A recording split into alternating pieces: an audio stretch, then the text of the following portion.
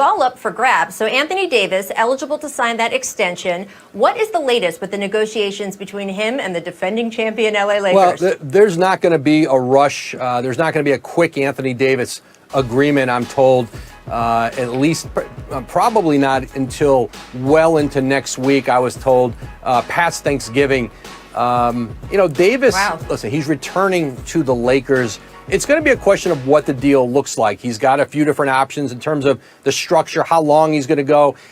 He can do like a 2+1, 3-year deal with an option after 2. That lines him up with LeBron James. They could be on the same be on the same trajectory at that point. So that's what he's going to talk to the Lakers about, he and Rich Paul, his agent, into the next week. I know Rich Paul will talk to Rob Pelinka tonight. He's got KCP, who's also a free agent there. But you saw LeBron James do this in Cleveland when he was on those 1-year deals, and you knew he was going back.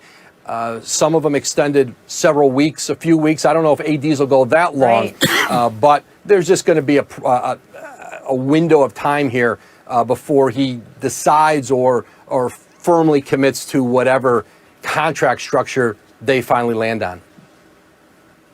The other big sort of idea we're going to be talking about today and looking for is how these free agents or moves or trades are going to fit in with teams that they don't know what they're getting this coming year in terms of fans in the stands, revenue coming in. There's question marks about how much room there is available. Not a lot of teams have huge, gallons of cap space the way we've seen in some other years. How is that going to affect guys like Fred VanVleet or Serge Ibaka, who aren't those big, huge names like Kawhi Leonard last year, but who have won rings and could be a key ingredient to add to a championship mix on another team? I think Fred VanVleet is very likely to return to Toronto.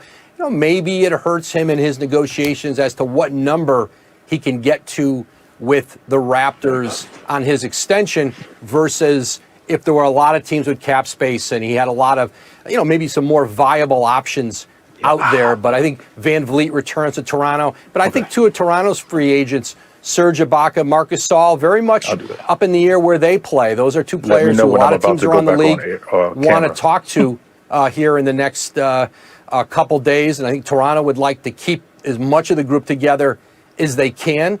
And so, those will be some interesting questions. But I think you look around the league and you see players like, Joe Harris. I think Brooklyn will move here in the next couple days to try to get Harris locked up. And some players, who are key components to teams. Donovan Mitchell, Jason Tatum, both extension eligible. Those are very likely extensions that they'll get done here, I think, sometime in the next few days. Yeah, well, we know that a lot of these moves set up the moves that create a trade to get a big name player in a week or two. So we're going to be watching all of them for sure. Woj, I know how busy you are right now. Thank you so much for taking a minute out. We will say goodbye, but please come back if news breaks. We'll look for you through the rest of the show. Executed Brian from the smoke machine just a little bit, but there you go.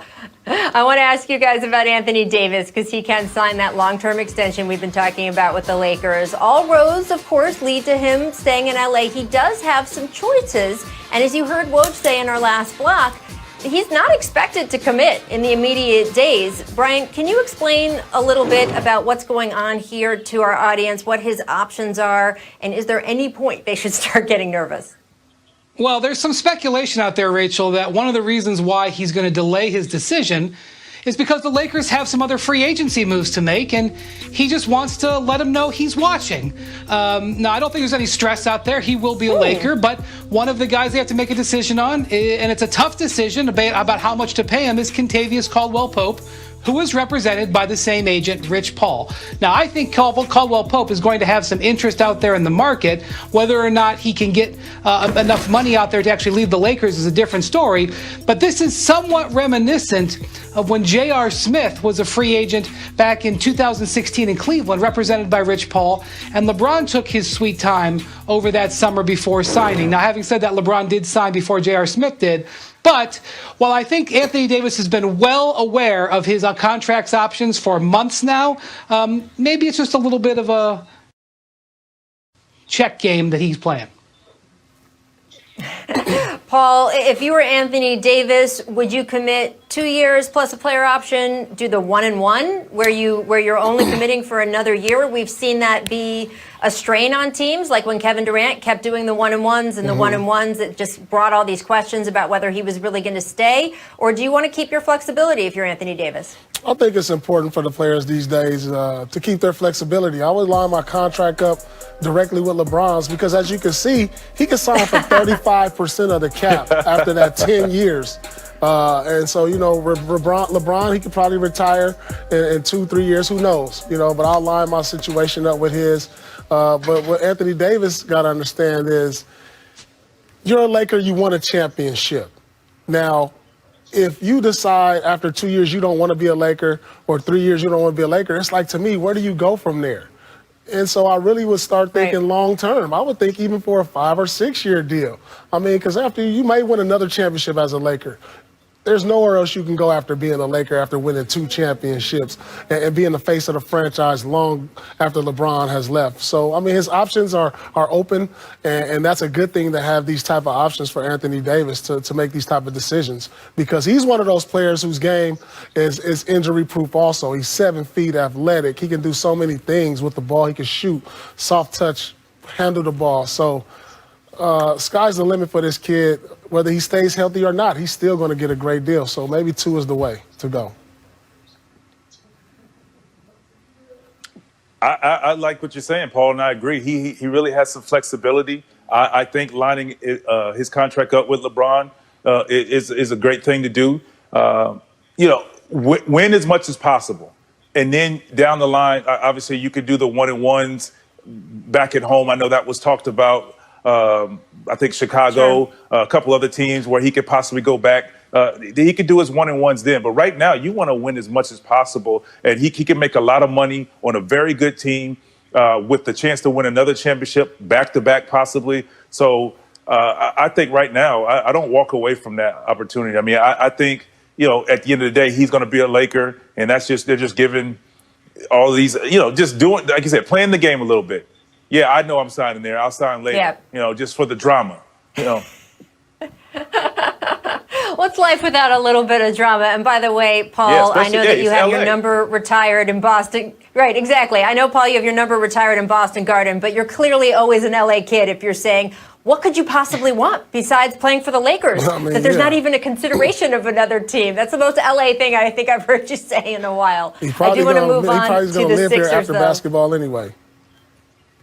Yes, for sure. And here's president of basketball operations, Rob Pelinka, just got his own deal done for Dennis Schroeder, and he spoke about that trade and more in his media availability yesterday. Here is what he said about the Schroeder deal. Quote, he has been a player we pursued not just in this trade deadline, but before. We pursued him aggressively. I think it's easy to fall into complacency when you win a title and just say, hey, let's run it back. But at the same time, I think my school of thinking is always, let's find ways we can become even better. Every offseason, let's get better. And Ramona, this is such an important idea because, yes, you are, quote, running it back. But even with your roster, everyone gets a year older. So that idea of just run it back is never exactly right. LeBron James is turning 36 next month.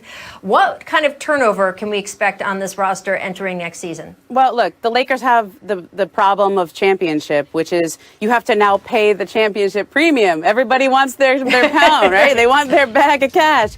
I feel bad for the Lakers in some sense that they didn't get that playoff money. They didn't get that gate money of all the fans attending Staples Center. So usually all the luxury tax you have to pay back to your players when they want to get paid for all their contributions, you don't feel so bad about it. Now, don't feel too bad for them. They still make a lot of money on their cable TV deal. But they've got to pony up a lot of money to keep Kentavious Caldwell-Pope.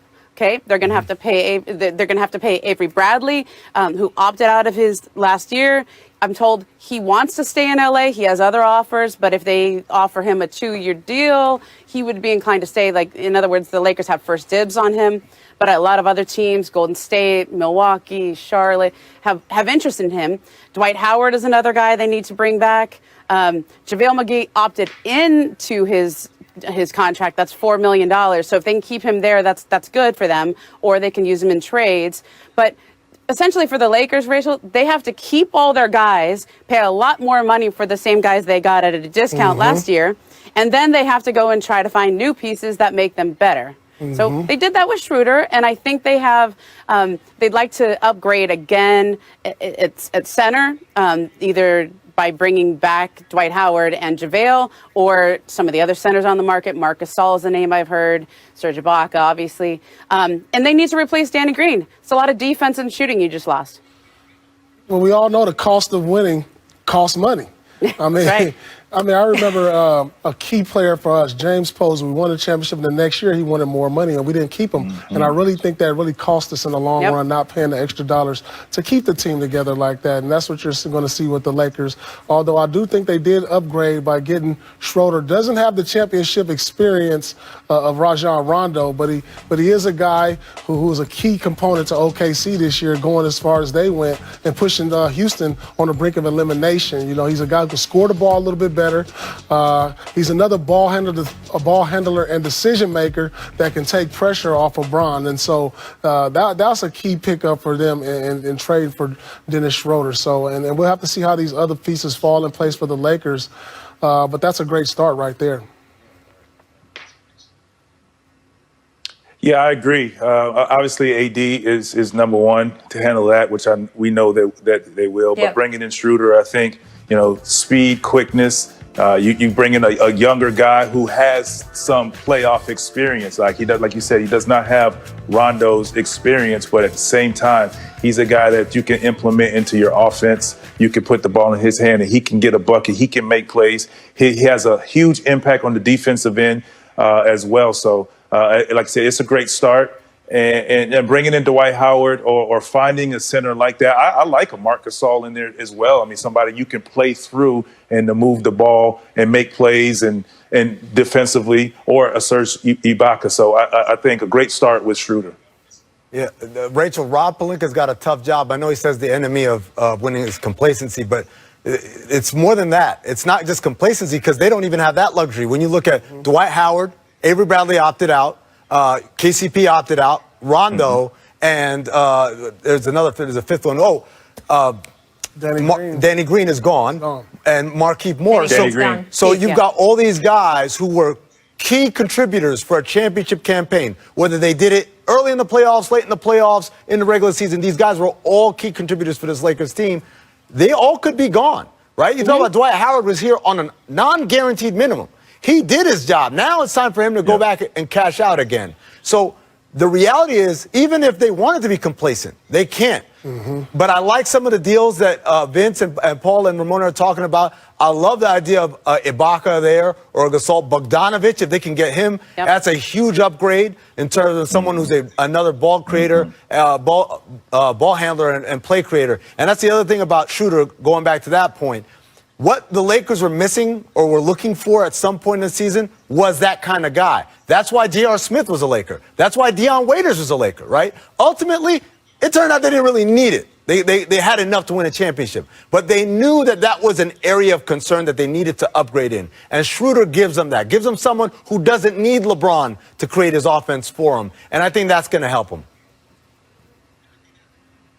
Look, I mean, you're talking about two-time NBA champion J.R. Smith there when you talk about him. Come on. Look, I love the Schroeder pickup. He's feisty. He's been more comfortable with his role this last year, and I'm very interested to see what he's going to do for the Lakers. We'll see what else happens in L.A. Never boring, and never boring in New York either.